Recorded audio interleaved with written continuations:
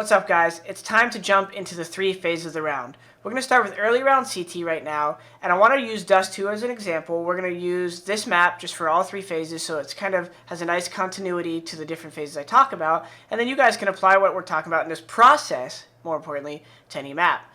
So we're going to jump into Dust 2 and just talk about CT side first and stopping a rush. We're going to ask ourselves a couple questions on any map we play, which is, what spots are we trying to get to in the beginning of the round? Do our spawns have anything to do with getting to those spots?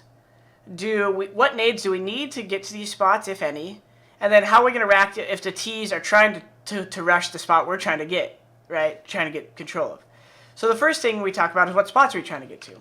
So in this case, the passive default setup for Dust 2 for pretty much most pro teams is getting one guy to Big Pit, at least cross to this side. It could be over there late round, eventually, that's the next video.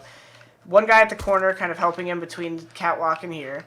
And then one guy's going to play like rail or like here or sight or something like that, right? That's the normal 3A setup if you're playing passive. Obviously, these catwalk setups and stuff like that, playing over here, it's a different video, right?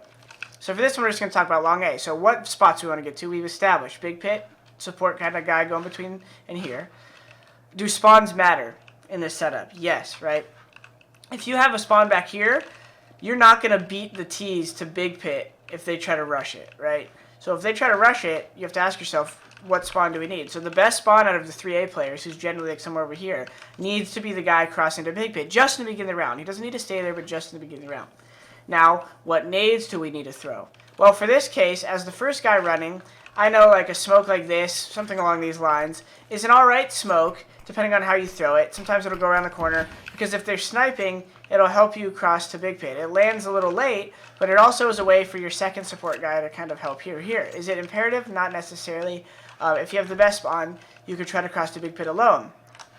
Now, I know, after studying this map, a good support flash, and this is what you guys are going to need to do, and I'll give you an activity later to follow this up. But kind of what I'm saying now is you guys are going to need to do this. You're not going to know the best nades for every site. I'm not going to go through every map in this course and tell you every good nade. But I know from experience, the second or third spawn, depending on what gun they have, right? Like if you want an Opera to come with you, then the third spawn can throw the flash I'm about to show you, right? If the Opera peek this. But the really good flash for stopping the long rush and helping the guy cross the Big Pit is this flash. You go in this corner, you aim like kind of up to this line a little bit and just jump throw. Now this flash is good because it lands right at the corner and the Ts can't really see it coming. So what you do when you throw a flash is the front spawn, he can look at this for a second, but if he hears the fire of the hole from you, depending on the timing, he needs to turn from their flashes. And a lot of times as a CT, you kind of want to run right when you get to this point and turn backwards anyways. Or kind of right when you see their flashes, turn, because the Ts are going to be throwing flashes like this.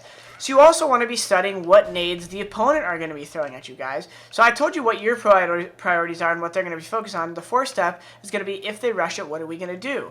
So the flash is what we're going to do to stop them, to blind them, to get in their way. That was a little high. But how are we going to avoid it? Well, that first spawn's going to need to turn from the flashes. The second or third spawn's going to want to throw this flash, and the other person who's not throwing that is going to want to run up also turned and get ready to peek the corner with you. Now, obviously, if you have a really good spawn and you could practice it, you could practice throwing the molly on the fly. Like, that'll work. It's not perfect, but it will hit the guys running through the door, right? You can get better at it, and sometimes you can turn and run and throw it, and it'll kind of work. And even that, surprisingly, will work because they'll force them to come this way, and your flashes will really do a lot of damage to them.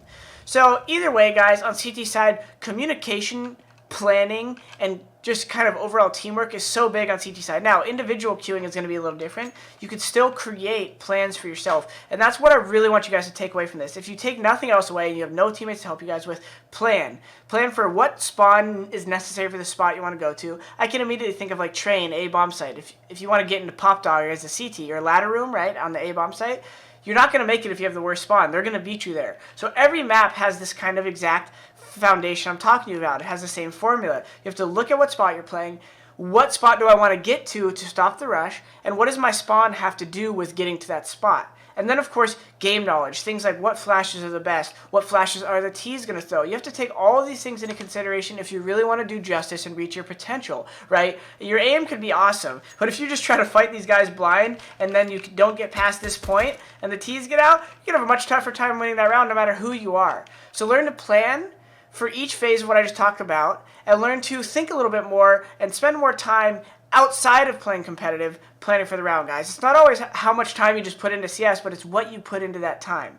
So I'm going to talk about mid-round after this video. We're going to talk about what you do once you have these spots. So to quickly recap, what spot are you trying to get to?